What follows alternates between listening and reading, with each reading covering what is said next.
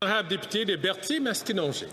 Si les libéraux ne veulent pas tomber d'ici le 29 octobre, ils ont intérêt à s'activer pour les agriculteurs.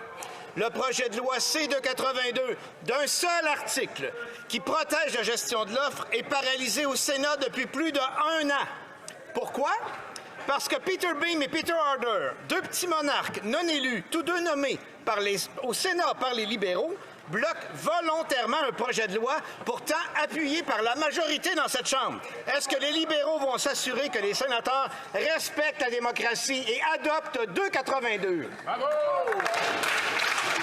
L'honorable ministre des Travaux publics et, Services publics et de l'approvisionnement.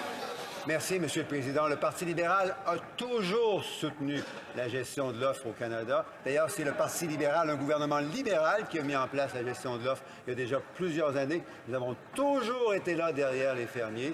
Nous avons aussi voté en faveur du projet de loi sur la gestion de l'offre. Les sénateurs savent qu'ils sont indépendants, mais les sénateurs savent aussi qu'ils doivent faire leur travail et considérer attentivement le point de vue de la Chambre lorsqu'ils vont vouloir ou non supporter les fermiers au Québec et ailleurs au pays. L'honorable député de Berthier-Masquinongé. Tous les partis devraient être furieux de voir les sénateurs bloquer la volonté de la Chambre. On n'a pas le droit de laisser deux sénateurs non élus, c'est important la nuance, décider entre deux siestes de menacer l'agriculture québécoise. Ils se foutent de la démocratie.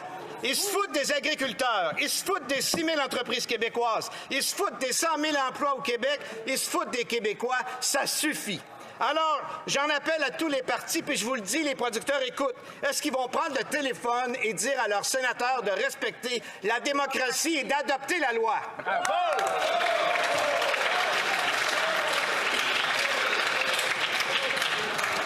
L'honorable ministre des Services publics et de l'approvisionnement.